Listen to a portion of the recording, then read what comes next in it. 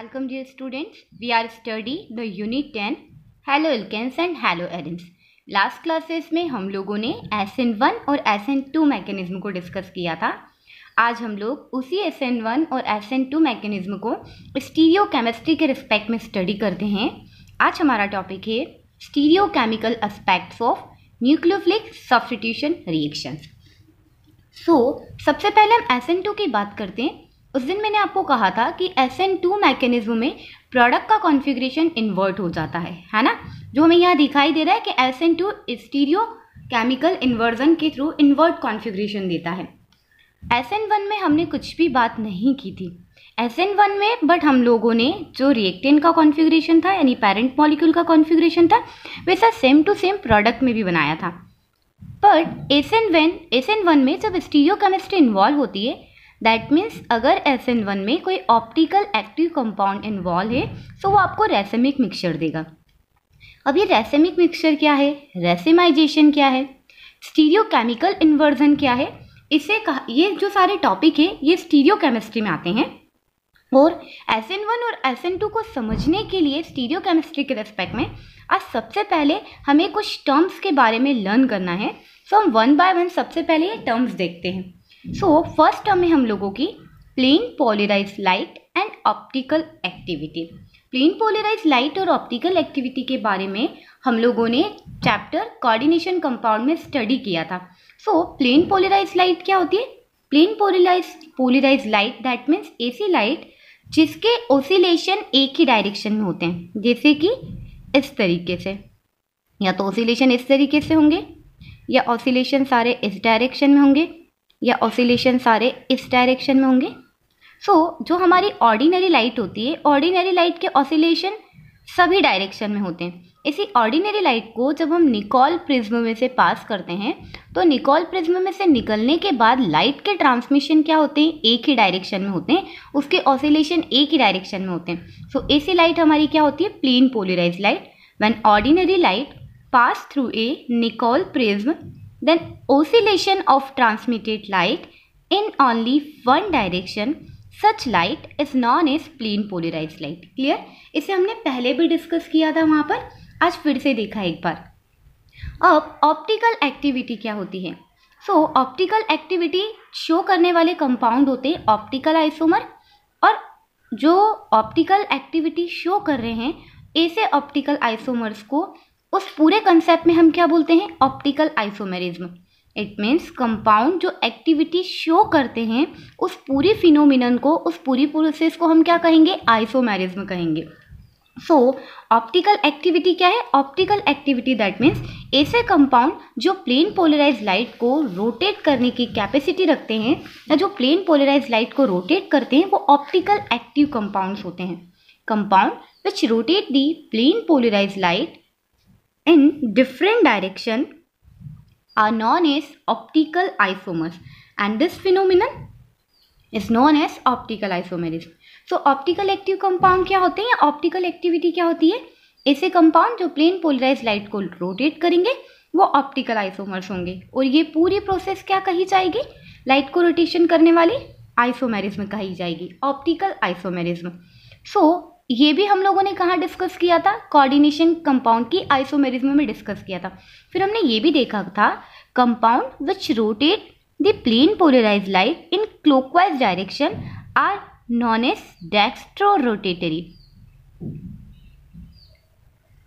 Compound जो plane polarised light को clockwise direction में रोटेट करते हैं उन्हें हम डेक्स्ट्रो रोटेटरी कहते हैं, और डी से उन्हें रिप्रेजेंट करते हैं। या तो उसके जो भी कंपाउंड का नेम होगा, आइसोमर का नेम होगा, उसके आगे हम डी लगाएंगे या प्लस साइन लगाएंगे। डेक्स्ट्रो रोटेटरी को शॉर्ट में डी से डिनोट किया जाता है, पॉजिटिव साइन से डिनोट किया जाता है, ओके। और कंपाउंड जो प्लेन पोलराइज्ड लाइट को एंटी क्लॉकवाइज डायरेक्शन में रोटेट करते हैं वो क्या होते हैं, हमारे लीवो रोटेटरी होते हैं, लीवो रोटेटरी, ओके।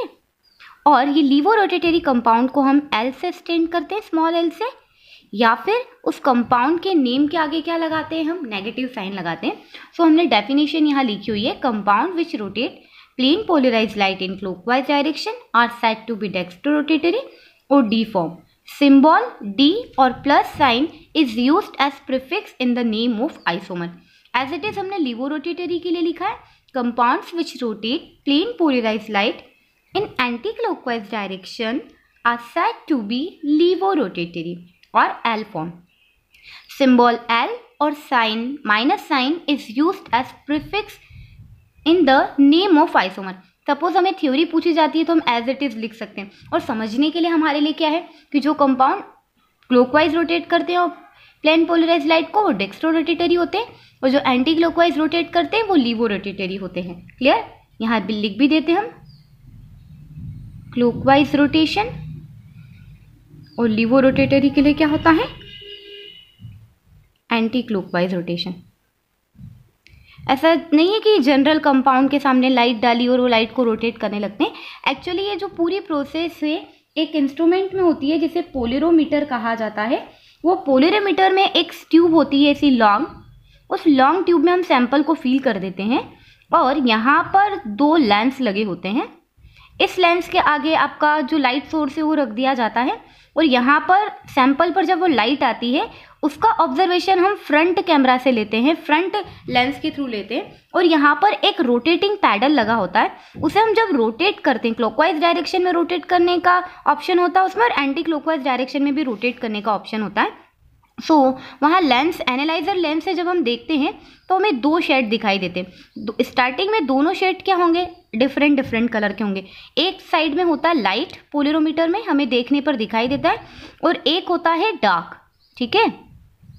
अब जब आप एनालाइजर लेंस को रोटेट करते हैं और क्लॉकवाइज रोटेट करने पर अगर दोनों शेड सेम हो जाए, तो दोनों डार्क हो जाए या दोनों लाइट हो जाए, और जिस डिग्री के एंगल पर दोनों शेड सेम कलर के हो जाते हैं उसे हम नोट कर लेते हैं. या तो वो डेक्स्ट्रो रोटेटरी होगा क्योंकि क्लॉकवाइज किया तो डेक्स्ट्रो रोटेटरी होगा, और ऐसा हो सकता है कि क्लॉकवाइज आप पूरा रोटेट कर दिया आपने 360 डिग्री तक, फिर भी आपको इन दोनों के कलर में कोई चेंज देखने के लिए नहीं मिला, ना कोई लाइट हुआ है ना कोई डार्क हुआ है. तो फिर आप क्या करेंगे? उस एनालाइजर लेंस को आप एंटी क्लॉकवाइज डायरेक्शन में रोटेट करना स्टार्ट करते हैं. जिस डिग्री पर आकर के या तो दोनों साइड के शेड लाइट हो जाते हैं या दोनों साइड के शेड डार्क हो जाते हैं, उस डिग्री को हम नोट कर लेते हैं, नंबर को हम नोट कर लेते हैं. जो डेक्स्ट्रो रोटेटरी और लीवो रोटेटरी क्लॉकवाइज और एंटी क्लॉकवाइज रोटेशन होता है उसे नंबर में हम एक्सप्रेस करते हैं कि डेक्स्ट्रो रोटेशन हमारा 52 डिग्री है, लीवो रोटेशन हमारा 336 डिग्री है या 136 है. क्योंकि पूरे रोटेशन कितने होते हैं? 360 डिग्री के एंगल से आप उसको रोटेट कर सकते हैं. ये डेक्स्ट्रो रोटेटरी और लीवो रोटेटरी का कंसेप्ट है. पर अगर हमें शॉर्ट वे में, सिंपल वे में याद रखना है तो क्या याद रखना है? वो सिर्फ इतना. ओके. ये जो टॉपिक है पोलेरोमीटर का स्टडी का, ये हायर क्लासेस का टॉपिक है, और हम लोगों को क्या याद रखना है कि क्लॉकवाइज रोटेशन क्या है, जब हम डेक्स्ट्रो रोटेटरी और लीवो रोटेटरी क्या है? क्लॉकवाइज रोटेशन करता है अगर कोई कंपाउंड प्लेन पोलराइज लाइट को तो वो डेक्स्ट्रो रोटेटरी, और एंटी क्लॉकवाइज रोटेशन करता है तो वो लीवो रोटेटरी. क्लियर है हमारे लिए ऑप्टिकल एक्टिविटी और प्लेन पोलराइज लाइट वाला कंसेप्ट. अब इसके बाद हम लोग डिस्कस करते हैं मॉलिक्यूलर एसिमेट्री. मॉलिक्यूलर एसिमेट्री क्या होती है? मॉलिक्यूलर एसिमेट्री दैट मीन्स एक ऐसा कंपाउंड जो ऐसे कार्बन को कंटेन करता है जो एसिमेट्रिक है. मॉलिक्यूलर एसिमेट्री क्या है? एक ऐसे कंपाउंड के बारे में बात की जा रही है जो एक कार्बन एटम को कंटेन करता है और वो कार्बन एटम एसिमेट्रिक होता है. ये एसिमेट्रिक कार्बन क्या है? sp3 हाइब्रिडाइज कार्बन जिसकी चारों वैलेंसी डिफरेंट एटम की या डिफरेंट ग्रुप के थ्रू सेटिस्फाइड होती है, जैसे इस तरीके से. अब हम यहाँ देख रहे हैं कि एक मॉलिक्यूल है और ये sp3 हाइब्रिडाइज मॉलिक्यूल है, टेट्राहेड्रल ज्योमेट्री को रख रहा है, वो हम देख रहे हैं. इस टेट्राहेड्रल ज्योमेट्री में जब कार्बन 4 डिफरेंट ग्रुप से या 4 डिफरेंट वैलेंसी से सेटिस्फाइड होता है तो ऐसे कार्बन को हम क्या बोलते हैं? This is asymmetric carbon. Clear? sp3 hybridized carbon which satisfied by 4 different groups is said to be asymmetric carbon और स्टीरियो सेंटर. इस एसिमेट्रिक कार्बन को हम क्या भी बोल सकते हैं? Stereo centre. This is asymmetric carbon और stereo centre. Clear? Molecule which contain asymmetric carbon is said to be asymmetric molecule. अब एक मॉलिक्यूल में ऐसे एसिमेट्रिक कार्बन 1 भी हो सकते हैं या एक से ज़्यादा भी कार्बन रखने वाला कोई कंपाउंड हो सकता है। जैसे हम 2-ब्यूटेनॉल की बात करते हैं, सो 2-ब्यूटेनॉल में 4 कार्बन एटम्स होंगे और वो इस तरीके से अरेंज होंगे, CH3 OH C2H5OH and H। अब अगर हम 2-ब्यूटेनॉल को देखें तो जनरली 2-ब्यूटेनॉल की स्ट्रक्चर हम ऐसे लिखते हैं ना, CH3 CH2 CH CH3 OH। अब हमने इसकी टेट्राहेड्रल स्ट्रक्चर का फॉर्मेशन किया है जो कि इस तरीके से होगी। सो यहाँ पर 4 कार्बन है, बट स्टीरियो सेंटर कौन सा कार्बन होता है? स्टीरियो सेंटर वो कार्बन होता है जिससे 4 डिफरेंट टाइप के बॉन्ड या 4 डिफरेंट टाइप की वैलेंसी अटैच होती है। देखो ये स्टीरियो सेंटर नहीं हो सकता है, क्यों? क्योंकि इसमें 3 हाइड्रोजन अटैच है। ये स्टीरियो सेंटर नहीं हो सकता है, क्यों? क्योंकि इसमें 2 हाइड्रोजन अटैच है। अब इसे देखते हैं, क्या ये कार्बन स्टीरियो सेंटर है? देखो एक तरफ तो इसमें C2H5 ग्रुप अटैच है, एक साइड इसमें CH3 ग्रुप अटैच है। थर्ड ग्रुप देखें तो OH ग्रुप है और फोर्थ देखें तो क्या है? हाइड्रोजन है। तो ऐसा कार्बन जो 4 डिफरेंट ग्रुप से सेटिस्फाइड होता है वही स्टीरियो सेंटर होता है, वही एसिमेट्रिक कार्बन होता है।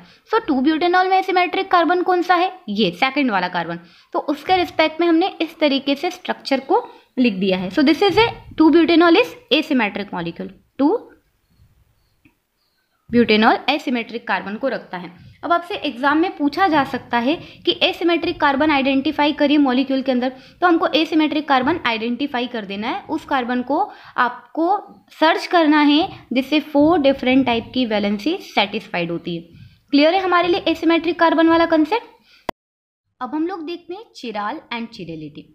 सो चिराल या चिरलिटी क्या होती है? चिराल दैट मीन्स ऐसे ऑब्जेक्ट जो एक दूसरे के मिरर इमेज होते हैं पर एक दूसरे पर सुपर इम्पोज नहीं होते हैं। सबसे पहले हम ये 2 स्फेरिकल बॉल्स देख रहे हैं या 2 स्फेयर्स देख रहे हैं, ये एक दूसरे की मिरर इमेज है, ठीक है। एक बॉल दूसरी बॉल के साथ इसी तरीके से मिरर इमेज बनाएगी। तो ये 2 ऑब्जेक्ट है हमारे पास में। जब मैं इस स्फेयर को उठा के यहाँ रखती हूँ सो ये एक दूसरे पर क्या हो जाएंगे? सुपर इम्पोज्ड हो जाएंगे। ये पूरी इस पर प्लेस्ड हो जाएगी, कवर कर लेगी इसको। सो ऐसे ऑब्जेक्ट अचिराल होते हैं। ये सुपर इम्पोज्ड हो गए, मिरर इमेज तो है पर एक दूसरे पर सुपर इम्पोज्ड हो गए, तो ये अचिराल है। और चिराल होने के लिए कंडीशन क्या होनी चाहिए कि ऑब्जेक्ट्स एक दूसरे की मिरर इमेज हो पर एक दूसरे पर सुपर इम्पोज नहीं हो, तो वो चिराल है। जैसे हमारे इस हैंड का अगर हम देखें, हमारे लेफ्ट हैंड का मिरर इमेज देखें तो किस तरीके से दिखाई देगा हमें? इस तरीके से। सो 2 हैंड्स एक दूसरे की मिरर इमेज होते हैं पर एक दूसरे पर सुपर इम्पोज नहीं होते हैं। अगर मैं इस मिरर इमेज को यहाँ उठा करके रखूँ तो क्या सुपर इम्पोज हो रहे हैं? नहीं हो रहे हैं। सुपर इम्पोज कंडीशन कैसी होती है इनकी? इस तरीके से होती। क्लियर?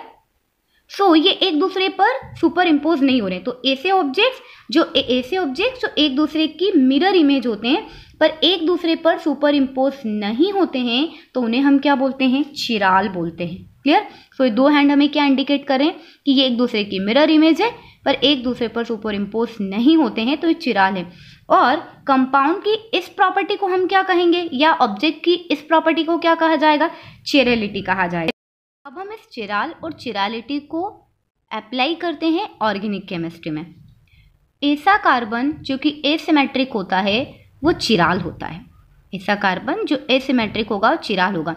जैसे हमें 2 एग्जाम्पल दे दिए जाए, एक दे दिया जाए ब्यूटेन 2 ऑल और एक दे दिया जाए ब्यूटेन 1 ऑल, और पूछा जाए कि बताइए इनमें से कौन सा चिराल है, तो वही ऑर्गेनिक मॉलिक्यूल चिराल होते हैं जो एसिमेट्रिक कार्बन को कंटेन करते हैं। जैसे ये butane 2 all asymmetric carbon contain कर रहा है इसलिए चिरलिटी शो करेगा, और ब्यूटेन 1 ऑल में कोई भी एसिमेट्रिक कार्बन नहीं है इसलिए चिरलिटी शो नहीं करेगा। इट मीन्स इस चिराल और चिरलिटी को जिसको हम जनरल ऑब्जेक्ट पर अप्लाई कर रहे थे वो चिरलिटी किस में अप्लाई होगी? हमारी ऑर्गेनिक केमिस्ट्री में अप्लाई होगी। और चिराल कैसे मॉलिक्यूल्स होते हैं? चिराल ऐसे मॉलिक्यूल्स होते हैं जो एसिमेट्रिक कार्बन को रखते हैं। तो चिरलिटी के लिए फर्स्ट कंडीशन क्या है? एसिमेट्रिक कार्बन का होना। क्लियर? अब जब हम इस चिरलिटी को किसके संबंध में देख रहे हैं? ऑर्गेनिक कंपाउंड के रिस्पेक्ट में देख रहे हैं, तो हम थोड़ा सा इस टर्म को मॉडिफाई करके क्या कहने लगते हैं? इनेंशियोमर। अब ये इनेंशियोमर टर्म किस रिस्पेक्ट में यूज की जाती है? इनेंशियोमर टर्म दो आइसोमर के लिए यूज की जाने वाली टर्म है। दो आइसोमर जो एक दूसरे की मिरर इमेज होते हैं पर एक दूसरे पर सुपर इम्पोज नहीं होते हैं, तो उन्हें हम क्या बोलते हैं? इनेंशियोमर बोलते हैं। Two stereoisomers which are mirror image of each other but are not superimposed are known as enantiomer. Example में फिर से हमने क्या लिया? 2-ब्यूटेनॉल। जैसे फिर से बना लीजिए आप CH3OH C2H5OH और H, ठीक है, ये ब्यूटेन 2ऑल है। अब इसका एक और मॉलिक्यूल बनाते हैं, इसकी मिरर इमेज कैसी होगी? अब इसका एक और कंपाउंड जो उसकी मिरर इमेज होगा ये इस तरीके से होगा, ठीक है। सो इस फॉर्म को, ये हो गया आपका ब्यूटेन 2ऑल। ये कौन सा फॉर्म है आपका? डी फॉर्म है। और ये हो गया आपका एल ब्यूटेन 2ऑल। क्लियर है? सो ऐसे आइसोमर्स जो एक दूसरे की मिरर इमेज होते हैं बट एक दूसरे पर सुपर इम्पोज नहीं होते हैं, वो इनेंशियोमर होते हैं। किरलिटी को हमने किसके रिस्पेक्ट में देखा था? सिर्फ ऑब्जेक्ट के रिस्पेक्ट में देखा था। फिर एसिमेट्रिक मॉलिक्यूल के रिस्पेक्ट में देखा। अब हम किसके रिस्पेक्ट में देख रहे हैं यहाँ पर इनेंशियोमर को?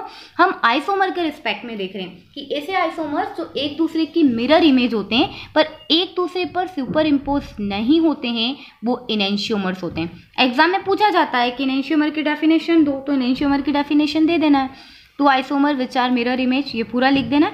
और कंसेप्ट हम लोग समझ गए कि जो एक दूसरे की मिरर इमेज है पर एक दूसरे पर सुपर इम्पोज नहीं हो रहे हैं। अब अगर इन दोनों आइसोमर को, ये दो कंपाउंड है, अगर इन दोनों आइसोमर को डी और एल फॉर्म को हम मिक्स कर दें तो इन दोनों की मिक्सिंग से क्या बनता है? Racemic mixture. क्या बनेगा? Racemic mixture. जब आप 50% डी आइसोमर को 50% एल आइसोमर के साथ में मिक्स कर देते हैं तो आपके रेसेमिक मिक्सचर बन जाते हैं। इसमें जो ऑप्टिकल रोटेशन होता है, एक आइसोमर का ऑप्टिकल रोटेशन दूसरे आइसोमर के ऑप्टिकल रोटेशन से कैंसिल हो जाता है। जैसे ये कंपाउंड क्लॉकवाइज रोटेशन करेगा तो 50% ये लिया और दूसरा कंपाउंड हमने एल लिया है जो कि एंटी क्लॉकवाइज रोटेशन करेगा, तो एक का ऑप्टिकल रोटेशन दूसरे कंपाउंड के ऑप्टिकल रोटेशन से क्या हो जाएगा? कैंसिल हो जाएगा। सो ऐसा मिक्सचर क्या होगा आपका? रेसेमिक मिक्सचर होगा। A mixture containing two enantiomer in equal proportion will have 0 optical rotation because rotation of one stereoisomer is cancelled by the rotation of second stereoisomer. Clear? यही बोला था हमने। Such a mixture is known as racemic mixture. अब इस racemic mixture को किससे represent किया जाता है? क्योंकि हमने दोनों को मिक्स कर दिया है, डी और एल फॉर्म को मिक्स करते हैं हम, तो इसे किससे रिप्रेजेंट करते हैं? डीएल से रिप्रेजेंट किया जाता है या फिर इसे प्लस माइनस से इंडिकेट किया जाता है। So such a mixture is known as racemic mixture. Symbol of racemic mixture is DL और plus minus which is used as prefix in the name of isomer. So अगर हमारा butanol का 2-ब्यूटेनॉल का racemic mixture है तो इसका example कैसे हो जाएगा? Plus minus butan two ol. आप इस तरीके से लिखेंगे या प्लस माइनस 2-ब्यूटेनॉल, ऐसे भी लिखा हुआ आपको मिल सकता है। अब एक बार एग्जाम में क्या क्वेश्चन दिया था, इस तरीके से लिख दिया था प्लस 2-ब्यूटेन 2ऑल क्या इंडिकेट करता है। सो वहाँ पे बच्चों को बताना था ये इंडिकेट करता है रेसेमिक मिक्सचर को, क्योंकि प्लस और माइनस दोनों साइन अगर एक साथ किसी कंपाउंड के लिए लिखे हुए हैं इट मीन्स वो किसको इंडिकेट कर रहे हैं? रेसेमिक मिक्सचर को इंडिकेट कर रहे हैं। और दोनों कंपाउंड को डी और एल फॉर्म को मिक्स करने की जो प्रोसेस होती है, रेसेमिक मिक्सचर बनाने की जो प्रोसेस होती है, उसे हम क्या बोलते हैं? रेसेमाइजेशन बोलते हैं। So the process of conversion of enantiomer into racemic mixture is known as racemization. So clear है हमारे लिए रेसेमिक मिक्सचर? डी और एल फॉर्म को आपस में मिक्स करना है, एक का रोटेशन दूसरे के रोटेशन से कैंसिल हो जाएगा जिसे हम रेसेमिक मिक्सचर कहेंगे। डीएल से इंडिकेट करेंगे या प्लस माइनस से इंडिकेट करेंगे और मिक्सचर रेसेमिक मिक्सचर बनाने की ये प्रोसेस हमारे लिए क्या होगी? रेसेमाइजेशन होगी। अब इसके बाद हम लोग नेक्स्ट टॉपिक देखते हैं, रिटेंशन। ठीक है, ये लास्ट टर्म है जो हम लोग पढ़ रहे हैं। रिटेंशन है हमारे लिए, सपोज इसे सबसे पहले एक एग्जांपल से देखते हैं। आपके पास एक कंपाउंड है A B C O D. ठीक है, क्योंकि हम ये पूरा टॉपिक किसके रिस्पेक्ट में पढ़ रहे हैं कि हमारा जो कार्बन है वो एसिमेट्रिक होना चाहिए। सो आपका कोई एसिमेट्रिक मॉलिक्यूल है। अब यहाँ पर न्यूक्लियोफिलिक सब्स्टिट्यूशन होता है। सपोज वाई के थ्रू न्यूक्लियोफिलिक सब्स्टिट्यूशन होता है, किसी एक बॉन्ड की ब्रेकिंग होगी और किसका फॉर्मेशन हो जाएगा, सपोज बी वहां से रिप्लेस हो रहा है। क्लियर, देखो, और आपका यहाँ से बी क्या हो गया, चला गया। अब इन दोनों कंपाउंड के कॉन्फ़िगरेशन को देखो, दोनों कंपाउंड का कॉन्फ़िगरेशन सेम है, ए की पोजीशन वही है, डी की पोजीशन भी वही है, सी भी अपनी सेम पोजीशन पर है, और बी के प्लेस पर सिर्फ वाई आ गया, पर बॉन्ड की पोजीशन देखें तो क्या है, सेम है बिल्कुल। क्लियर है। सो इस कंसेप्ट को हम क्या बोलते हैं, रिटेंशन। जब प्रोडक्ट का कॉन्फ़िगरेशन अपने रिएक्टेंट के कॉन्फ़िगरेशन के सिमिलर होता है तो उस कंसेप्ट को क्या कहा जाता है, रिटेंशन कहा जाता है।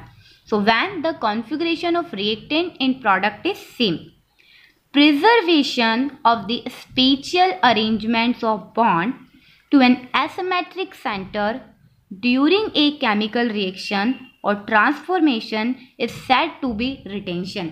तो आपके किसी भी केमिकल रिएक्शन में अगर किसी कंपाउंड का स्पेशियल अरेंजमेंट है, रिएक्टेंट और प्रोडक्ट दोनों में वो स्पेशियल अरेंजमेंट सेम रहता है, तो उस कंसेप्ट को हम क्या बोलते हैं, रिटेंशन बोलते हैं। क्लियर है हमारे लिए रिटेंशन। सो हम लोगों ने क्या क्या स्टडी किया, हमने डिस्कस किया plane polarise light. Plane polarise light it means जिसके ऑसिलेशन ए की डायरेक्शन में होते हैं। Optical activity that means compound plane polarise light को क्लॉकवाइज या एंटी क्लॉकवाइज डायरेक्शन में रोटेट करेगा, जिससे डी या एल फॉर्म को रिप्रेजेंट करेगा। फिर हमने डिस्कस किया asymmetric carbon. Asymmetric carbon that means ऐसा कार्बन जो 4 डिफरेंट टाइप की वैलेंसी को सेटिस्फाइड करता है। इसके बाद हमने डिस्कस किया चिरैल एंड चिरैलिटी। ऐसे ऑब्जेक्ट जो एक दूसरे की मिरर इमेज होते हैं पर एक दूसरे पर सुपर इम्पोज नहीं होते, वो चिराल होते हैं।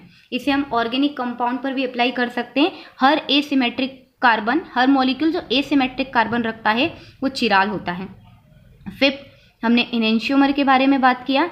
ऐसे ऑब्जेक्ट्स जो ऐसे आइसोमर्स जो एक दूसरे की मिरर इमेज होते हैं पर एक दूसरे पर सुपर इम्पोज नहीं होते हैं, वो एनेंशियोमर्स होते हैं। क्लियर। एनेंशियोमर के बाद हम लोगों ने पढ़ा रेसेमिक मिक्सचर, और रेसेमिक मिक्सचर में हमने क्या पढ़ा कि कुछ कंपाउंड्स ऐसे होते हैं, रेसेमिक मिक्सचर ऐसे होते हैं जब हम दो अपोजिट रोटेशन के कंपाउंड को मिक्स कर देते हैं, या डी और एल फॉर्म को आपस में मिक्स कर दिया जाए इक्वल प्रपोर्शन में, तो आपका किसका फॉर्मेशन हो जाएगा, रेसेमिक मिक्सचर का फॉर्मेशन हो जाएगा। और लास्ट टर्म हमने क्या पढ़ी है बिहाल, रिटेंशन। रिटेंशन क्या है, जब आपके प्रोडक्ट और रिएक्टेंट का कॉन्फ़िगरेशन सेम होता है, जब आपके रिएक्टेंट का स्पेशियल अरेंजमेंट केमिकल ट्रांसफॉर्मेशन के दौरान भी सेम रहे, तो उसे हम क्या कहेंगे, रिटेंशन ऑफ कॉन्फ़िगरेशन कहेंगे। सो ये 7 टर्म हमने किसके रिस्पेक्ट में पढ़ी है, ये हमने पढ़ी है SN1 और SN2 को फिर से सॉल्व करने के लिए। सो अब हम एक बार इन सारे कंसेप्ट को इस तरीके से अप्लाई करने जा रहे हैं, जैसे इन्वर्जन है, रोटेशन है और आपका रेसेमिक मिक्सचर है। सपोज हमें एक कंपाउंड दे दिया है CaBX,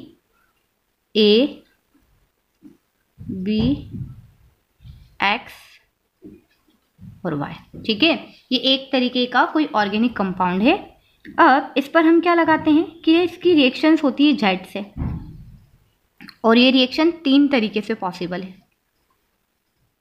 सबसे पहले बॉन्ड ब्रेक हो और आपका कॉन्फ़िगरेशन सेम हो। हम यहाँ से किसे रिप्लेस करेंगे, हम लोग Y को रिप्लेस कर लेते हैं। क्लियर। सो एक कंपाउंड आपका ऐसा सेम कॉन्फ़िगरेशन वाला बन सकता है। सो यहाँ पर आपका जो A का फॉर्मेशन हुआ है, ठीक है, इसमें क्या देखने के लिए मिला आपको, रिटेंशन देखने के लिए मिला कि जब कोई न्यूक्लियोफिलिक सब्स्टिट्यूशन होता है तो न्यूक्लियोफिलिक सब्स्टिट्यूशन के टाइम पर ऐसा हो सकता है कि रिएक्टेंट और प्रोडक्ट का कॉन्फ़िगरेशन सेम हो, दैट मीन्स वो रिटेंशन को फॉलो करे। या फिर क्या हो सकता है कि न्यूक्लियोफिलिक सब्स्टिट्यूशन हो और आपके प्रोडक्ट का कॉन्फ़िगरेशन क्या हो जाए, चेंज हो जाए।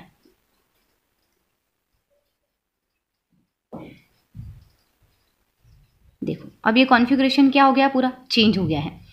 बी और एक्स यहाँ पर राइट साइड पर थे, यहाँ पर बी और एक्स लेफ्ट साइड पर आ गए। वाई की जगह हमने क्या लिया, बॉन्ड जेड, तो वो लेफ्ट साइड पे था, किस साइड पर आ गया, राइट साइड पर। तो यहाँ पर आपका कॉन्फ़िगरेशन क्या हो गया है, इन्वर्ट कॉन्फ़िगरेशन। तो इससे क्या मिला आपका बी। या पॉसिबिलिटी ऐसी हो सकती है कि केमिकल रिएक्शन कुछ इस तरीके से हो, जेड का अटैक कुछ इस तरीके से हो कि आपको ए भी मिले और आपको बी भी ऑब्टेंड हो। 50% ए का फॉर्मेशन हो जाए और 50% किस प्रोडक्ट का फॉर्मेशन हो जाए, बी का। ये वाला प्रोडक्ट भी मिल रहा है केमिकल रिएक्शन में और ये वाला प्रोडक्ट भी मिल रहा है। दैट मीन्स आपको क्या मिल रहे हैं, रेसेमिक मिक्सचर मिल रहे हैं। मीन्स केमिकल रिएक्शन में क्या हो गया, रेसेमाइजेशन हो गया। तो जब भी SN1 और SN2 मैकेनिज्म होती है तो तीनों चांसेस बनते हैं वहाँ पर कि जेड का अटैक हो, मतलब न्यूक्लियोफाइल का अटैक हो तो रिटेंशन वाला प्रोडक्ट, रिटेंशन की तरह प्रोडक्ट मिल जाए, या फिर कॉन्फ़िगरेशन इन्वर्ट हो जाए, या दोनों ही पॉसिबिलिटी हो। तो SN1 में क्या मिलने वाला है और SN2 में क्या मिलने वाला है, अब हम ये देखेंगे। ठीक है, सो हम लोगों का टॉपिक है in case of optical fresh look at SN1 and SN2 mechanism. सबसे पहले हम किसके लिए देख रहे हैं, in case of optical active halide for SN2 mechanism. SN2 mechanism के लिए हम देखते हैं। तो अगर आपका कंपाउंड ऑप्टिकली एक्टिव है तो वहाँ पर जो आपका प्रोडक्ट होगा वो इन्वर्ट कॉन्फ़िगरेशन को शो करेगा। जैसे फिर से हम ब्यूटेन 2 ऑल का एग्जाम्पल लेते हैं।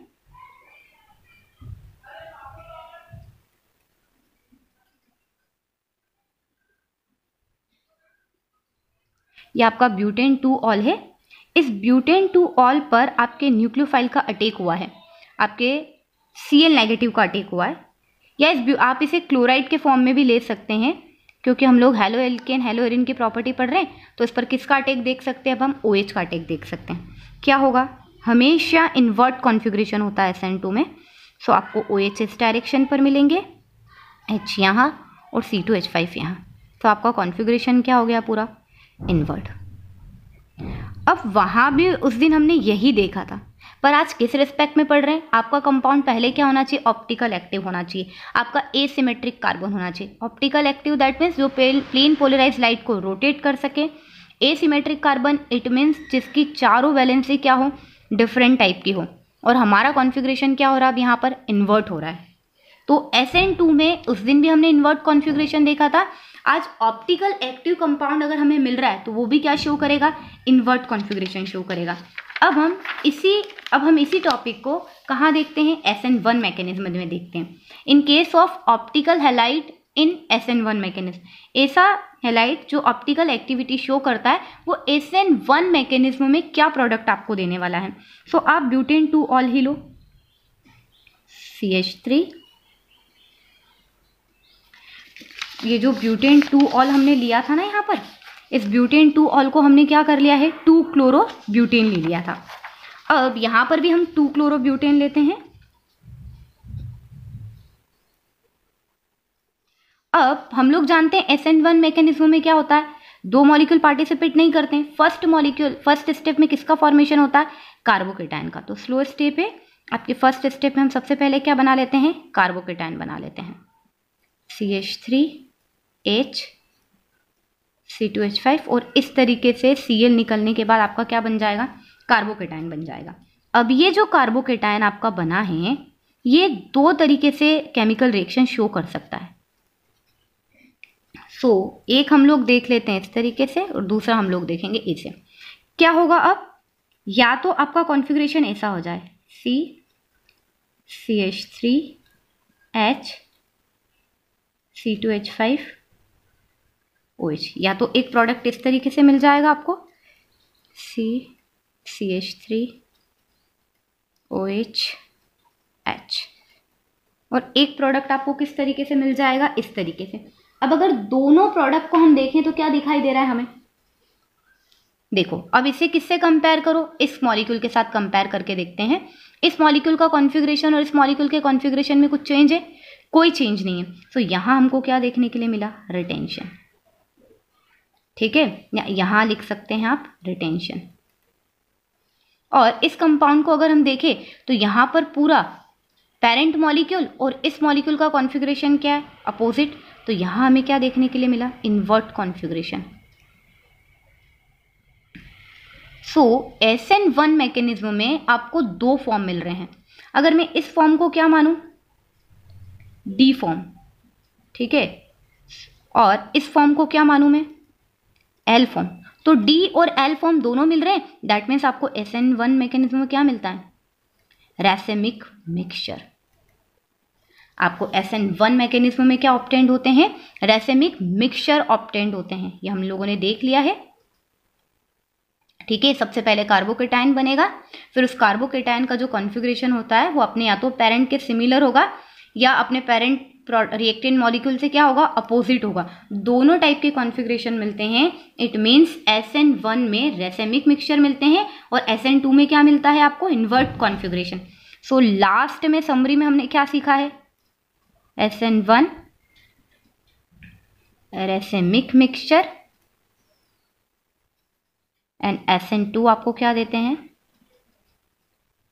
Invert configuration. किस केस में बात पढ़ी आज हमने, आज हम लोगों ने ये ऑप्टिकल एक्टिव कंपाउंड के लिए पढ़ा। साथ में हमने 7 टर्म भी स्टडी की है। वो 7 टर्म को लेकर के भी एग्जाम में क्वेश्चन आते हैं और इसको लेकर के भी आ सकता है कि SN1 मैकेनिज्म का प्रोडक्ट क्या होगा, तो रैसेमिक मिक्सचर होगा। SN2 मैकेनिज्म का प्रोडक्ट क्या होता है, तो वो इन्वर्ट कॉन्फ़िगरेशन वाला हमें प्रोडक्ट देगा। सो आज का टॉपिक हम लोगों का कंप्लीट हो जाता है। अगली क्लास में हम लोग एलिमिनेशन रिएक्शन पढ़ेंगे एंड रिएक्शन विथ मेटल को स्टडी करेंगे।